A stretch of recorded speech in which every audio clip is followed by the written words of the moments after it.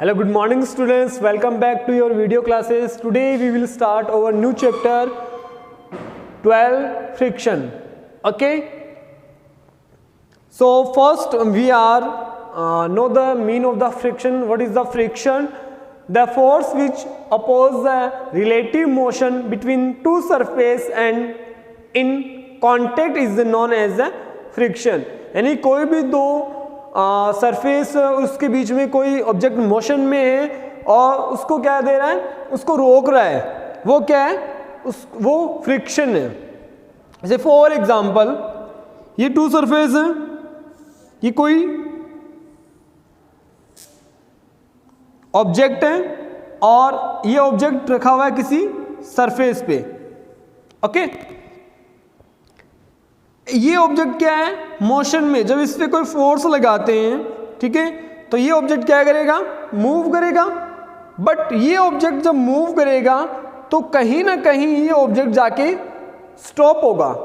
Okay, तो वो stop होना, वो रुकना क्या होता है, फ्रिक्शन होता है. ओके, अब ये फ्रिक्शन किस चीज पे डिपेंड करता है वो भी हम लोग स्टडी करेंगे.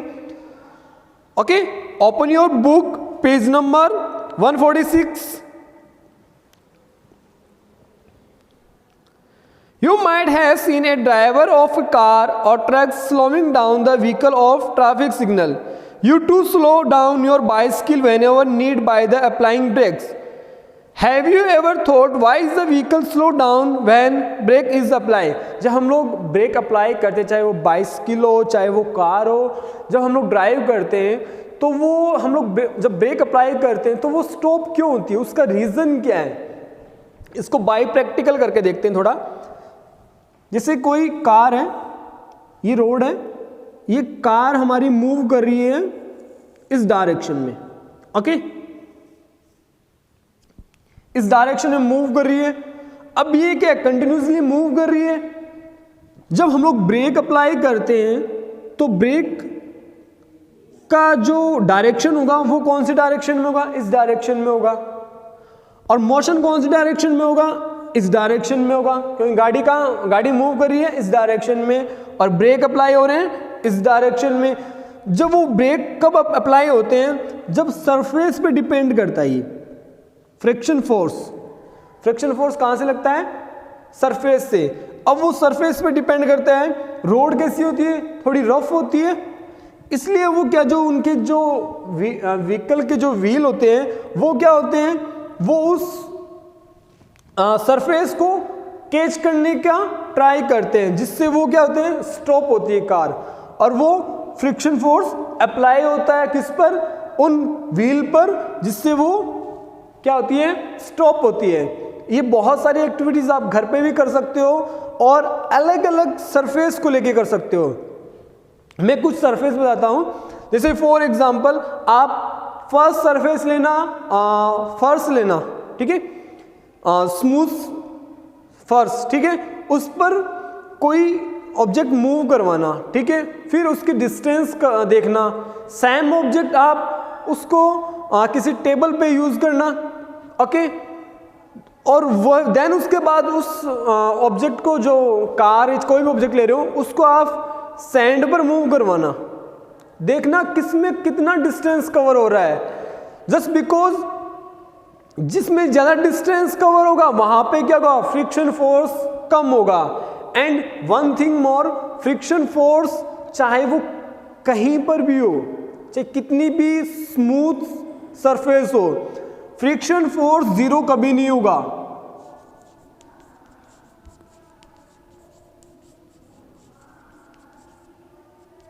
जीरो कभी नहीं होगा फ्रिक्शन फोर्स, यानी इसकी कोई ना कोई वैल्यू रहेगी, चाहे वो 1 ही क्यों ना हो. ओके, स्मूथ सरफेस पे हम लोग कोई ऑब्जेक्ट को मूव करते हैं, ठीक है, उस पर फोर्स लगा के उसको छोड़ देते हैं, तो वो कहीं ना कहीं एक ऐसा, कहीं ना कहीं वो जाके स्टॉप होगा. ठीक है, वो कंटिन्यूसली ऐसा तो नहीं होगा, कंटिन्यूसली मूव करता ही रहेगा फिर रुकेगा ही नहीं, वो एक पॉइंट पे जाके स्टॉप होगा. ओके, ये कोई एक्सटर्नल, ये सरफेस से लगने वाला फोर्स होता है, फ्रिक्शन फोर्स.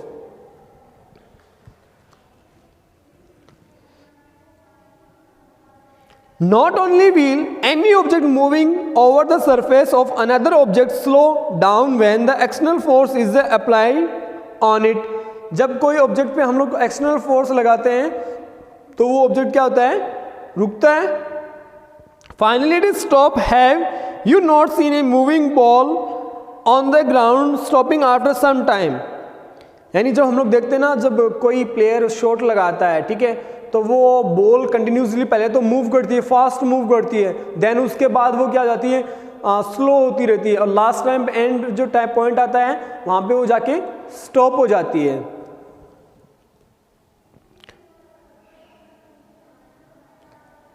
ओके और एक जो कॉमन थिंग है, हम आप लोगों ने देखा हुआ स्टूडेंट्स कि हम लोग स्लिप होते हैं, कभी कभी क्या हो जाता है, स्लिप हो जाते हैं. ऐसा क्यों होता है? जस्ट बिकॉज स्टूडेंट्स वहाँ पे वो जब हम लोग जहाँ पे हमारा फुट हम लोग पुट करते हैं जिस थिंग पर या जिस सरफेस पर, वो क्या होती है, स्मूथ होती है. क्या होती है, स्मूथ होती है, जिससे क्या होता है, हमारा पैर क्या होता है, स्लिप हो जाता है.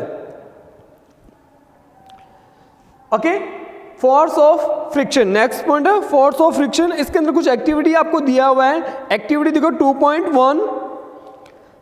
Gently push a book on the table. You observe that it stop after moving the some distance. आप किसी बुक को मूव करना किसी टेबल पर, और वो कुछ टाइम के लिए तो मूव करेगी, देन उसके बाद वो क्या हो जाएगी, स्टॉप हो जाएगी. Repeat the activity on the pushing the book from the opposite direction. Does the book stop this time? Can you think any explanation? Can we see that a force must be acting on the book opposing the motion? Means इस activity में आपको ये बता रहे हैं कि एक किसी टेबल पर आप किसी बुक को थ्रो करना, ठीक है, फर्स्ट इस डायरेक्शन से थ्रो करना यहां तक. ओके तो ये बुक होगी, वो कहीं ना कहीं जाके स्टॉप होगी. देन उसके बाद एक तो वो आप फोर्स काउंट करना, जैसे 1 न्यूटन का मैंने फोर्स अप्लाई किया उस पर. देन सेकेंड साइड से अपोजिट डायरेक्शन से आप उस बुक को वापस इधर मूव करवाना. बट वहां पे क्या होना चाहिए, बुक को जब मूव करवाते हैं तो वो क्या सेम डिस्टेंस कवर करती है. अगर हम लोग फोर्स इज इक्वल लगाएंगे तब तो वो सेम डिस्टेंस कवर करेगी. अगर हम लोग अनइक्वल अनबैलेंस फोर्स लगाते हैं, जैसे इधर से मैंने लगाया 1 न्यूटन का, अपोजिट डायरेक्शन में मैंने लगा दिया 5 न्यूटन का, तो क्या होगा, इस साइड से जो डिस्टेंस कवर करेगी वो डिस्टेंस कम कवर करेगी. और अपोजिट डायरेक्शन से जब हम लोग इस बुक को फोर्स 5 न्यूटन का लगाते हैं, इस डायरेक्शन से 5 न्यूटन का फोर्स अप्लाई करते हैं, तो क्या होगा, ये बुक थोड़ा लॉन्ग डिस्टेंस कवर करेगी. मीन्स यहाँ पे फोर्स भी इंपॉर्टेंट रोल प्ले करता है किसी ऑब्जेक्ट को मूव करवाने में.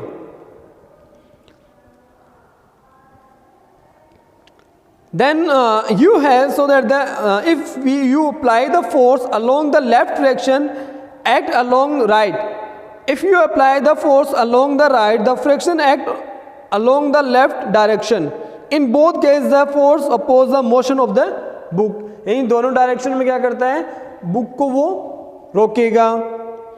The force of friction always oppose the applied force. यानी कोई भी ऑब्जेक्ट हो, जब हम उस पर फोर्स लगाते हैं तो फ्रिक्शन फोर्स क्या होगा, उस ऑब्जेक्ट को स्टॉप करेगा. The force of the friction is act between the surface of the book and the surface of the table. ये कहाँ पे टच होता है, ये वाला, यहाँ से फ्रिक्शन फोर्स लगता है जहां पर ये ऑब्जेक्ट क्या हो रहा है, टच हो रहा है. ओके तो फ्रिक्शन फोर्स यहां पे है. जब ये ऑब्जेक्ट मूव करेगा, जितना इसका साइज होगा उतने में क्या लगेगा, इसका फ्रिक्शन फोर्स अप्लाई होता रहेगा. Factors affecting of friction. Next point है, कौन कौन से फैक्टर हैं जो इफेक्ट करते हैं फ्रिक्शन को. फर्स्ट आपको एक्टिविटी दिया हुआ है 2.2. इसमें आपको बताया हुआ है, आपको एक स्ट्रिंग अराउंड ए ब्रिक लेनी है. Pull brick by the spring balance. You need apply some force. Note down the reading on the spring balance when the brick just being to move. It give you measure of the force of direction between the surface and the brick of the floor. Means first आपको क्या करना है, एक brick लेना है और एक spring लेना है, ठीक है। दोनों से क्या करना है, उस स्प्रिंग से उसको जैसे देखो ये आपकी ब्रिक है, ओके। यहां से मैंने इसको अटैच कर दिया किसके साथ, स्प्रिंग के साथ, ओके। अब इसमें मेजर करना है आपको, जब ये ब्रिक मूव करेगी वहां तक, मीन्स ये इस पॉइंट से इस पॉइंट तक ही जब मूव करती है वो आपको मेजर करना है, ओके। तो वहां से आपको पता चलेगा कि फ्रिक्शन फोर्स कितना अप्लाई हो रहा है किस ऑब्जेक्ट को मूव करने में। Now warp a piece of the polythene around the brick and repeat the activity. अब आपको क्या करना है, इस ब्रिक पर क्या करना है, इस ब्रिक को वार्प करना है, किससे, पॉलीथीन से। अब देखना है जब आप इसको स्प्रिंग से मूव करवाते हो अपनी तरफ तो कितना फोर्स अप्लाई होता है। सेम रिपीट करना है, इसको यहां तक आने तक, इसको जब ये ऑब्जेक्ट यहां मूव करेगा, ब्रिक यहां तक मूव करेगी, आपको मेजर करना है कि ये कितना हमें फ्रिक्शन फोर्स इस पे अप्लाई हुआ है। तो आप स्टूडेंट्स देखोगे जब वो जो हम लोगों ने पॉलीथीन से वार्प किया इसको, तो वो फ्रिक्शन फोर्स बहुत कम होगा, जस्ट बिकॉज उसका रीजन क्या है, ब्रिक की जो सरफेस होती है वो कैसी होती है, रफ होती है, एंड पॉलीथीन की सरफेस कैसी होती है, वो स्मूथ होती है, तो वो इजीली मूव कर सकती है पॉलीथीन से। देन उसके बाद spring balance. Spring balance is the device used for the measuring. Spring balance क्या होता है, स्प्रिंग बैलेंस जिससे हम लोग मेजर करते हैं वेट को, ओके। उस पर लिखा हुआ होता है कि यहाँ पॉइंट्स दिए हुए होते हैं कि 30 kg, 40 kg, 50, 60, ठीक है। जब हम लोग वेट करते हैं तो उससे मेजर होता है weight, okay. Activity 12.3 make an incline plane. Activity दी हुई है, डायग्राम देखना स्टूडेंट, साथ साथ में पेज नंबर 148 पे रहे डायग्राम, और एक्टिविटी स्टार्ट हो रही है पेज नंबर 147 से। Make an incline plane on the smooth floor on the table. You may use a wooden board supported by the brick or book. Put a mark with a pen at any point A and inclined plane. Now let a pencil shell move down from this point. How far coming to the rest? आपको क्या लेना है students, आपको ऐसी एक book लेनी है, ठीक है।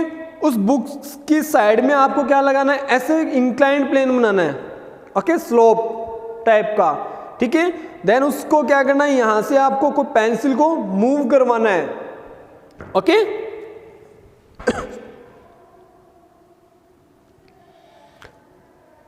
और वो कौन सी पॉइंट पे जाके वो रेस्ट पोजीशन में आती है, आपको ये चेक करना है। Over the table make sure that there are no working wrinkles in the cloth। Then उसके बाद जो सेकंड थिंग है, फर्स्ट टाइम तो आपको क्या करना है, सिंपल टेबल पर और इंक्लाइंड आपको बुक रखना है, उस पर आपको उस पेंसिल को ऐसे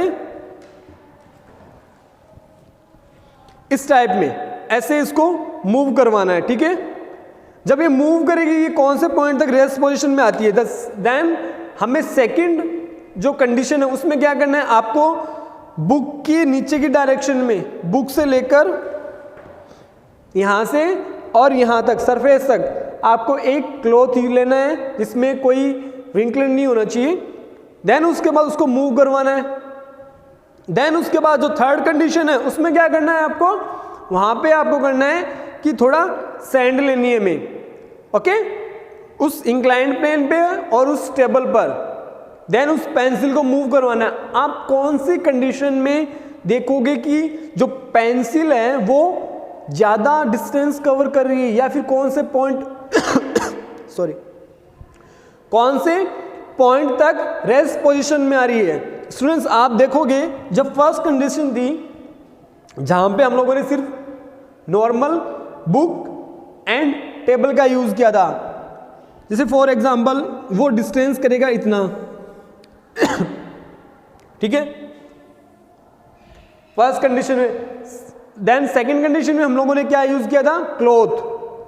क्लॉथ में क्या होगा, अब वो क्लॉथ क्या होता है, स्मूथ सरफेस नहीं होती, रफ सरफेस होती है, तो उसकी डिस्टेंस होगी इतनी।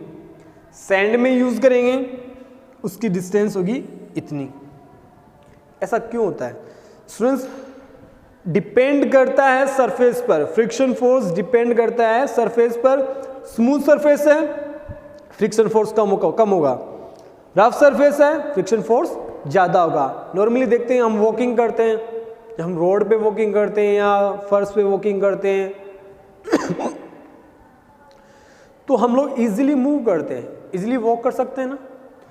ऐसे वही वॉकिंग हम लोग सैंड में करते हैं तो हमें एक फोर्स लगाना पड़ता है, एक्सटर्नल फोर्स लगाना पड़ता है, एक्स्ट्रा फोर्स लगाना पड़ता है, यूज करना पड़ता है हमें, जिससे हम लोग इजीली मूव कर सकते हैं।